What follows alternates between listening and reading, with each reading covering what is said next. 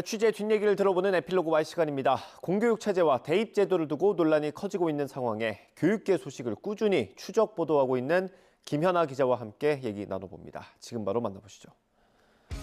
올해 수학능력 시험을 4일 앞두고 교육계 이슈에 관심이 더욱 커지고 있는데요. 이쯤에서 살펴보는 교육부 담당 기자와 짚어보는 이슈 총정리 시간.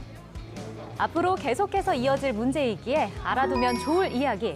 오늘 이 시간을 주목해주세요. 오늘 에필로그 Y 시간, 사회정책부 김연아 기자와 함께합니다. 네, 어서 오세요. 안녕하세요. 반갑습니다. 자, 수능을 얼마 앞두지 않은 이 시점에 딱 맞는 분을 모셔본 것 같습니다. 먼저 저희가 교육부 담당 기자를 처음 모셔봐서 소개가 필요할 것 같은데요. 교육부에 출입하는 기자는 어떤 일을 하고 있다? 좀 소개를 해주시죠. 네, 일단 저는 보도국 소속이고요. 교육부와 서울시 교육청에 출입하면서 이 기관 산하기관들, 또 관련 기관들, 이를테면 뭐 대학협의회나 학교, 그리고 교원단체, 학부모단체 또는 학원가 이런 것들을 주로 취재하고 있고요. 주로 교육정책과 관련된 취재를 하신다고 생각을 하면 되고, 수능이나 아니면 모의평가 같은 주요 교육 일정이나 아니면 아주 중요한 교육계 이슈가 터졌을 때 그걸 담당하고 있습니다. 네. 이제 수능이 방송일 기준으로 4일밖에 남지 않았습니다. 그렇다면 수능을 앞두고 교육부 담당 기자로서 좀 필수적으로 전달해야 할 내용이나 아니면 좀 중점적으로 생각하고 있는 부분이 있을까요?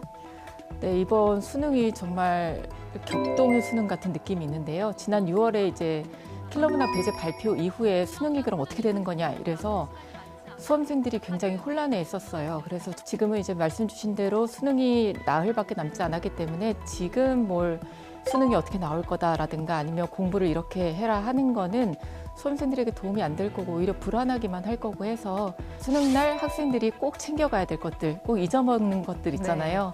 그래서 그런 것들 위주로 챙기고 있고 또 수능 당일날 방송 계획 어떻게 할지 점검하고 있습니다. 그리고 2028 대입 개편 시한이 이제 최근 교육계 큰 이슈였는데 몇 가지 핵심 사안이 있었거든요. 이거 알기 쉽게 좀 한번 정리를 해주시죠. 네, 2028 대입 개편안이 크게 이제 세 가지로 정리를 할 수 있는데요. 첫 번째는 이제 내신이 현재 9등급제인데 5등급제로 바뀝니다. 그래서 지금 1등급이 4%까지인데 10%까지 늘어나고 네. 2등급은 누적 34%까지 늘어납니다. 이렇게 되면 현재 4등급 초반까지 2등급으로 바뀔 수 있게 되는 겁니다. 그리고 두 번째는 이제 지금 현재 원래 고교 그 학점제 도입되면서 2025년부터 고등학교 1학년은 상대평가, 2학년하고 3학년은 절대평가를 한다고 했었거든요. 근데 이게 고1, 2, 3 모두 상대평가, 절대평가가 병기되는 방식으로 바뀌게 됩니다. 그리고 세 번째로 이제 수능에서 선택 과목이 전부 사라져서요. 네. 이제 모든 학생이 문이과 구분 없이 똑같은 과목을 가지고 똑같은 시험지로 시험을 보게 된다. 근데 이제 이렇게 바뀌면 과목도 약간 조정이 되는데 이제 미적분 2하고 기하가 빠지게 되거든요, 수학에서. 그래서 요거를 심화 수학으로 넣어서 절대평가로 진행을 하는 게 어떠냐. 이게 지금 국교위에 올라가 있는 상황입니다. 얘기만 들어도 굉장히 많이 좀 변화가 있을 것으로 예상이 되는데 사실 2028 대입 개편 이 시한이 뭐 당연히 학부모나 학생들을 물론이고 교육계까지 많은 영향을 미치잖아요. 그래서 이쪽의 이야기를 들어보는 게 중요할 텐데 실제로 취재하면서 들어보시니까 반응은 어땠나요? 근데 이게 이제 대입 개편안이고 사실 대입 개편은 뭘 내도 논란이 있잖아요. 네. 그래서 이번에도 굉장히 입장이 달랐습니다. 이를테면 이제 제가 아까 요약해드린 세 가지도 다 각각마다 쟁점이 있는데 교원단체만 놓고 일단 말씀을 드리면 네. 교원단체 중에서도 가장 큰 데가 이제 교총이라고 하고 그죠 정교조, 교사노조 이렇게 있잖아요. 한쪽에서는 절대평가로 가야 된다. 그리고 이 내신 이것도 다시 특목고만 좋은 거다 이렇게 얘기를 하는 반면에 교총 제가 인터뷰를 했었는데 교총에서는 지금 이게 가장 현실적인 안이다.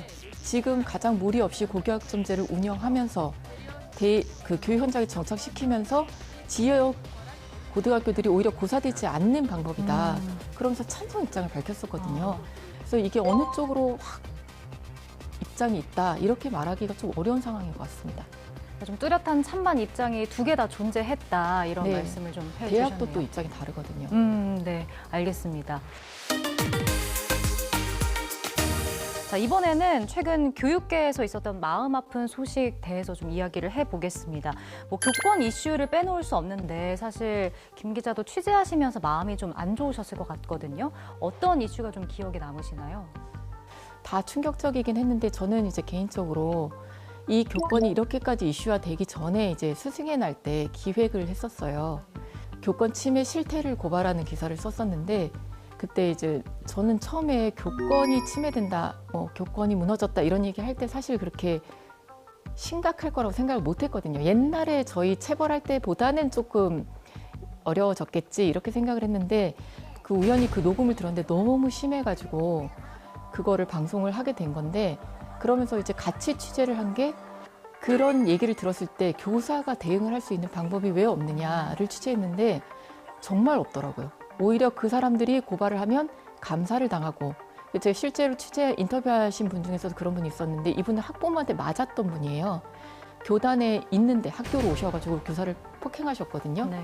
근데 그거에 대해서 오히려 서울시 교육청에서 감사를 받았어요. 이것도 소송이 진행 중인데 아동학대로 고발당해서 소송이 진행 중인데 이것 때문에 한 2년째 지금 재판을 끌려다니고 계시고 그래서 휴직하셨고 가장 충격적인 게 이 재판 과정에 그 교사가 맞는 걸 본 아이들이 증인으로 서야 된대요.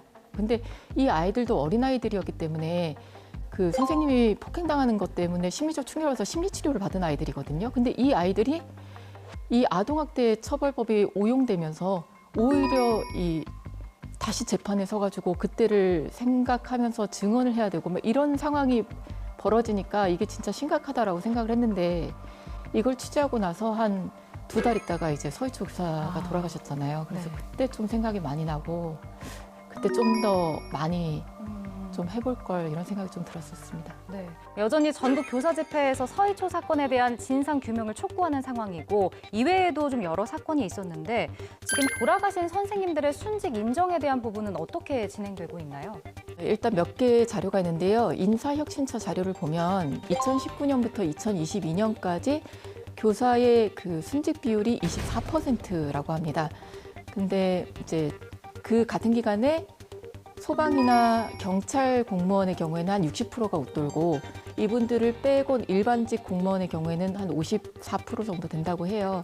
그러니까 이제 교사 순직 인정률이 절반도 안 되는 건데 이게 다만 이제 최근에는 그 교권에 대한 의식이 높아지면서 조금 바뀌는 모습도 보이고 있기는 하거든요. 그래서 일단은 얼마 안 됐으니까 좀 지켜봐야 되긴 하는데 지금까지는 순직 인정 비율이 좀 낮았습니다.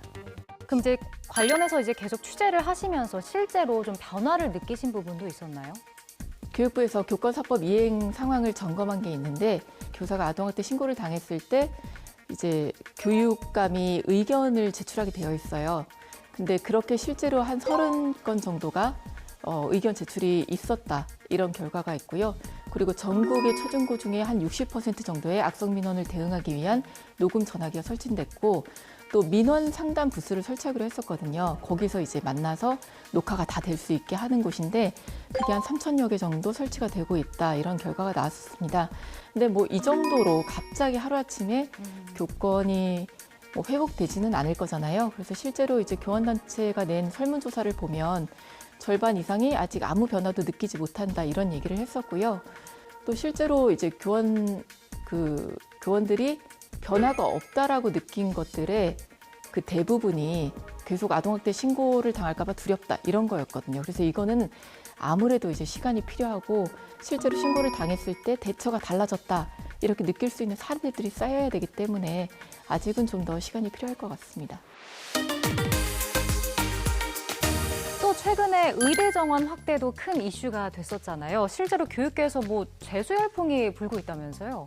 네, 그렇습니다. 이제 N수생 열풍이 원래 이게 대세예요. 지금 N수생 열풍이 대세인데 그 의대 정원이 늘어나면 이제 가능성이 늘어나니까 예전에 가능성 없어 안 해 했던 친구들도 한번 해볼까? 이렇게 다 들어올 수 있다는 건데요. 실제로 이제 의대 준비반 같은 경우에 6분 만에 뭐 분단위 마감을 해버리고 또 막 대기도 엄청 많고 이런 상황이라서 의대의 열풍이 좀 보는 모습이고요. 오늘 좀 교육계 이슈들을 좀 살펴보다 보니까 다른 분야 기사랑 좀 다르다라는 생각이 들거든요. 교육계 기사만이 가진 특징이 있을까요? 이게 약간 정답은 없다? 이런 특성이 있습니다. 그러니까 제가 아까도 모든 이슈에 대해서 다 찬성과 반대, 우려 뭐 이렇게 얘기를 드렸잖아요. 근데 이게 다 각각이 작은 목소리가 아니에요. 뭐 이게 대세인데 이런 우려도 있다. 이런 게 아니라 굉장히 큰 줄기로 싸우고 있거든요. 그래서 이게 꼭 맞다 틀리다를 말하기가 어려운 상황입니다. 그리고 또 이 결론이 교육 정책은 이게 시작이 되면 결론이 굉장히 늦게 나와요. 그래서 이를테면 고기학점제 같은 경우도 중학교, 뭐 고등학교 학생들이 자라서 대학교를 지나서 사회 구성원이 될 때쯤 적어도 한 10년 정도는 있어야 나온단 말이에요. 그러니까 결론이 없는 장기적인 과제, 그리고 그 사이에서 찬반이 계속 싸우는 이런 게 좀 특성인 것 같고요. 그래서 교육이 백년지 대계라고 얘기를 하잖아요. 그러니까 이게 아마 이런 특성이 거기에 다 녹아있는 말이 아닌가 싶습니다. 네. 그럼 앞으로 시청자분들께 교육계 이슈에 대해서 어떤 부분을 좀 전달하고 싶으신지도 얘기해 주시죠.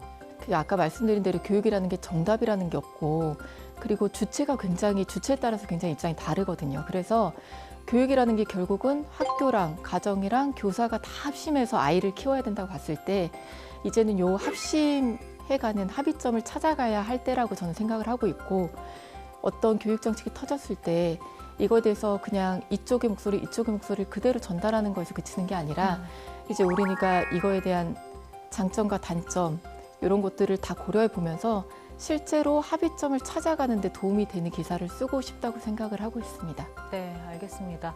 앞으로 좀 우리 교육계가 더 발전할 수 있도록 중요한 이슈들 계속해서 시청자분들께 전달해 주시기 바랍니다. 오늘 함께해 주셔서 고맙습니다. 고맙습니다.